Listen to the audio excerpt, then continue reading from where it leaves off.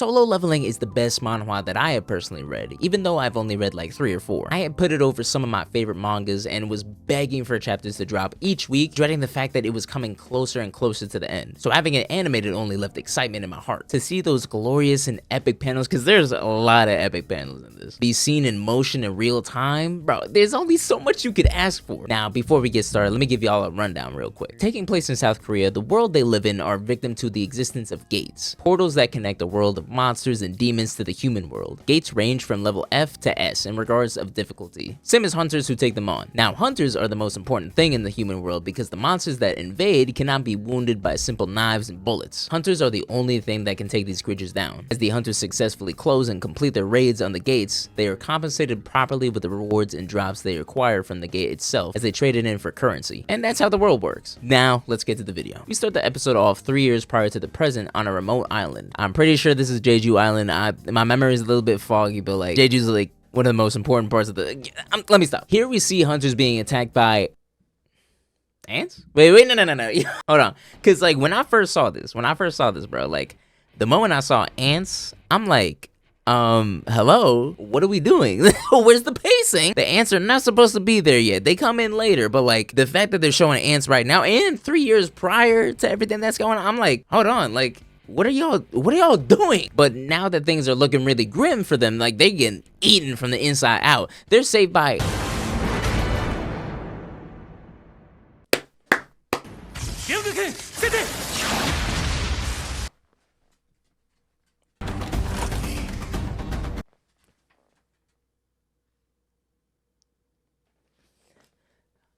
they are not supposed to be here, bro. They are not supposed to be introduced so early. Like, I get it. So, like, my thing is, bro, when I'm, like, watching this, I'm like, why are y'all... Wait a second. And, like, my excitement for what's to come is, like, dwindling a little bit down. Because, like, when I read it, like, they came later. Like, once, Jinwoo, like, experienced everything and, like, was going on further in the story, and then they met up, and I was like, oh snap, so these are the heavy hitters. So I didn't have any like feel of like how they're gonna be essentially. So like getting to see them, especially like since spoiler territory, I can't say it, but like seeing them at the time that they did come, I'm like, okay, so these guys are like they them. So like when they showed off their abilities, like it left like so much more to look forward to. But now that I think about it, it might have been a smart decision to show off their stuff first, because like, okay, I mean like it kind of spoiler territory. Like once we go on further into the series, I don't think that you'll have this feeling within the first season, because I think it's only 12 episodes, but like once we get to the next season and onward, you're gonna be looking at these guys and you're just like, oh, it's the fodder characters. Like that's literally the way that you're gonna see them eventually. So I feel like it's probably a good idea to get all their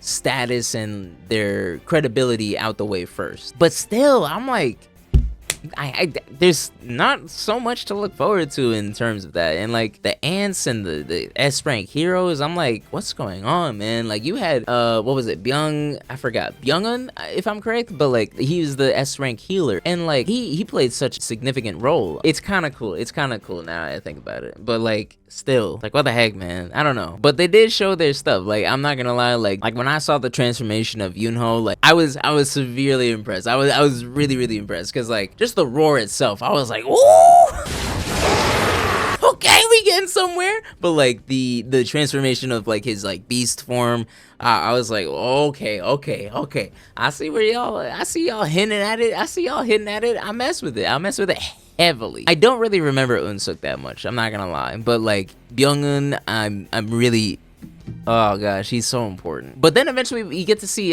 Choi Jung-un, and I was like, him too? I'm like, yo, what are we doing? Like it's fine, but like I ain't got nobody to look forward to seeing now. Like I do have people to look forward to seeing, but like at the same time, it's like for the hunters of Korea, I'm like, man, I who else am I really looking forward to now? Now back in the present, we're introduced to a group of lower level hunters preparing for a raid, who are soon to be joined by the lowest level hunter himself, Sung Jin-woo. And that's our MC, man. They just let him cook, okay? The running gag among lower level hunters is that once they see Sung Jin-woo coming, they're like, okay, so this gate about to be a breeze. Like, do you know how disrespectful that is? The fact that like this man just comes through and you're like, oh, Oh, thank God.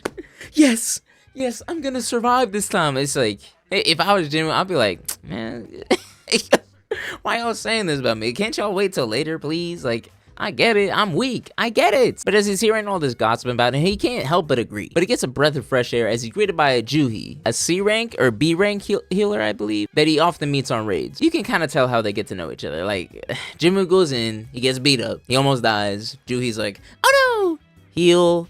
Heroes never die. Like, well, you're not a hero. You're losers never. Now, personally for me, I don't like Juhi. I never did. There's like little petty stuff like later, but on the main reason is because like she often looks at Jinwoo as a very pitiful person. And like I understand, he is pitiful, but she often tells Jinwoo like, yeah, you should quit being a hunter. Like this isn't the field for you. You should really stop. Like I don't know why you do this, but like people don't understand why he does it. He has a lot of circumstances that he has to do this for. Now as they get ready for the raid, we're introduced to another low-key goat in Song Chio. He's, I believe, a B rank hunter. He's either, no, he should be B rank. If not A? No, I think he's B. I think he's B. He's well versed in swordplay, hand to hand, and I believe he has like a little bit of firepower. He's like the only one in this group that I actually mess with. We finally go into the gate and Jinwoo getting whacked, bro. I'm not gonna lie. Like off rip, like a goblin, bro. A goblin. And I'm not talking like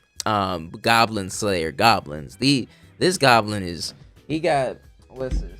He pulls up on Jinwoo like, I'm like, yo, Jinwoo, if you don't stand up, bro. And Jinwoo got this little dagger. Jinwoo said, how about the, I'm like, stop. It breaks and he gets stabbed in like the stomach. Jinwoo, please, we gotta do better. We gotta do better. Now, as he's getting rocked, we're introduced to the chairman of the Hunter Association, Go Gun-hee. And like, when I saw this, bro, like, I don't remember seeing him in the first chapter, the first few chapters. I could be wrong, but like after seeing Go, I was like, that's it. I don't have anyone else. I don't have anyone else that I really need to look forward to seeing. He's such a goat, bro. I think he was arguably my favorite character throughout the series. Like, he doesn't even do that much, but like every time that you see him, it's like, it's almost like seeing, who would you say?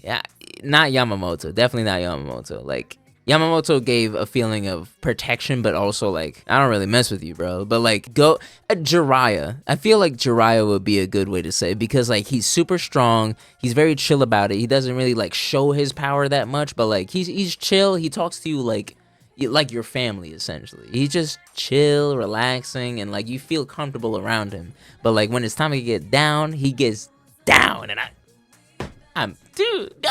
So he just explained how like the hunter world works, currency, like status, etc. And all the while, Jinwoo is doing way worse than we thought. Bro looked like he just walked out on D-Day. All that for one magic stone is absolutely insane. Absolutely insane. But as disappointed as Jinwoo is, I feel like everyone else is even more disappointed, because they went so hard in this raid, but like they have almost nothing to show for it. And that's when this goofy looking, I don't even know who, NPC just comes out of nowhere. He's like, hey guys, I found a hole. It's like, if you don't take your, like, go back outside, please. But since it's not like an original part of the gate, like, they're all looking at each other. They're just like, should we go? Should we not? Everyone's like saying yes, yes, yes, but there are people saying no, no, no. And like, they put it to a vote. Song Chio puts it to a vote. So it's 6-6. And the only person who hasn't not voted yet is Jinwoo. And in all honesty, I love you, Jinwoo, but like, I feel like your vote should not even matter. I feel like y'all should have just done it like a standstill and just not even go through with it. Like, it's not that deep, because Jinwoo having the last vote, it was like, come on, man. And like, the worst part of it was that he voted yes, let's go. If I was one of those people, I'd have been like, Jinwoo definitely gonna say no. Like, come on, look at him right now. There's no way. He said yes. I'm like, huh? I'm trying to go home. I left the stove on. Like, please. But there is a reason why Jinwoo says yes, and like he's going through with all this pain and suffering. It's because he has a lot to deal with at home. He is currently the sole provider of his family, with his father gone for who knows how many years, but his mother is in a coma for who knows how long. So those hospital bills are racking up. And also his younger sister, who's going to school right now, you need to pay for the education, obviously. So like, he's doing everything that he can to pay these hospital bills, the tuition for his sister's school, as well as like housing. Like, there's so much that he has to worry about. And so like, his circumstances are very important to him.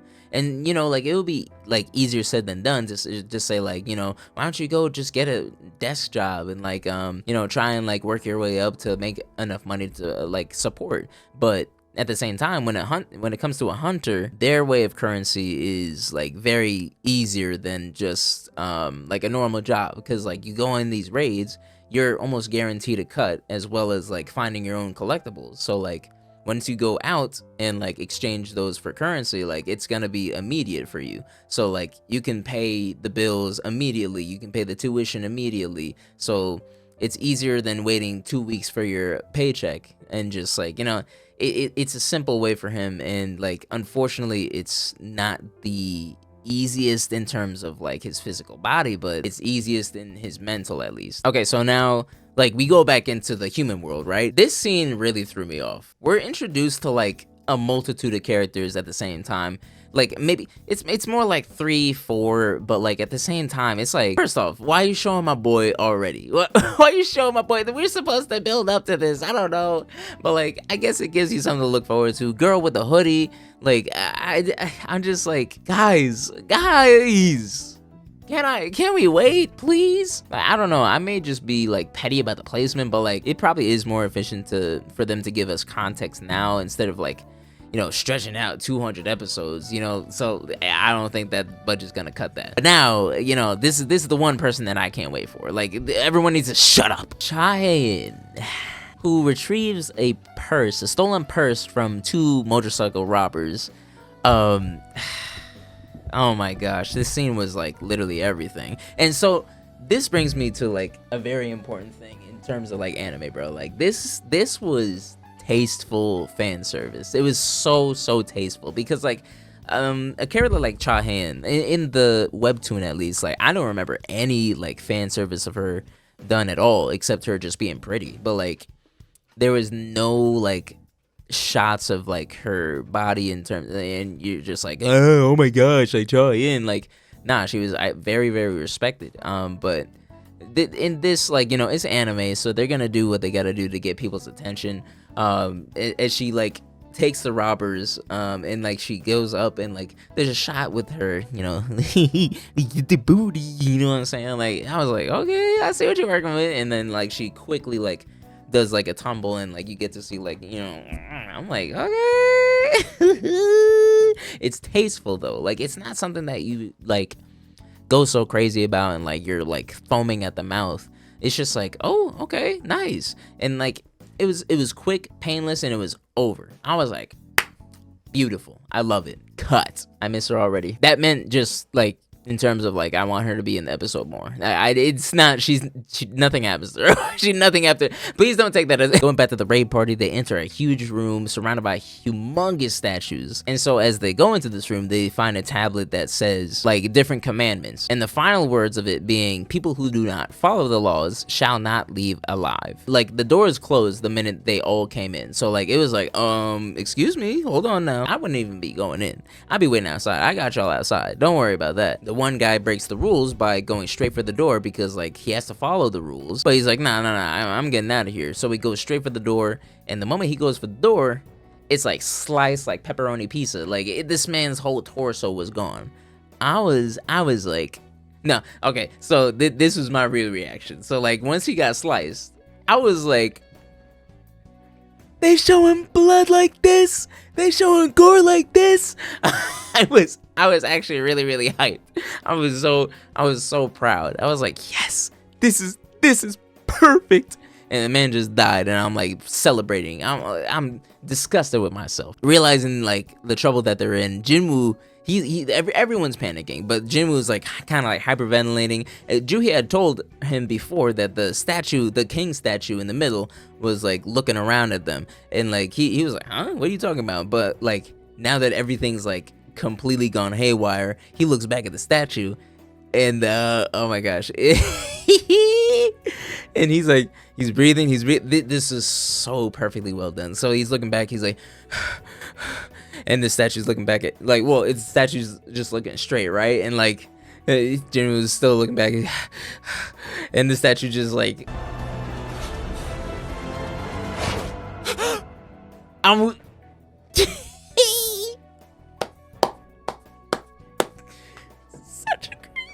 so great. It was so great. That moment, it's like, oh my gosh, one of the best moments in the manhwa that like you look forward to, bro. Like I was so, oh my gosh, they did it perfectly. They did it perfectly. And this is literally just a shift of the eyes that I'm like gassing up. You know what I'm saying? Like, but like, it's amazing, bro. And like once that happens, he shoots like a beam of fire down at them and like eviscerates like one person at least. But like Jinmu like screamed, "Get down" to everybody, so everyone got down and like was able to duck or like evade, but that one person didn't. And so like seeing all this, they're just like, we're screwed. Like they realizing like how deep of a grave they dug themselves in.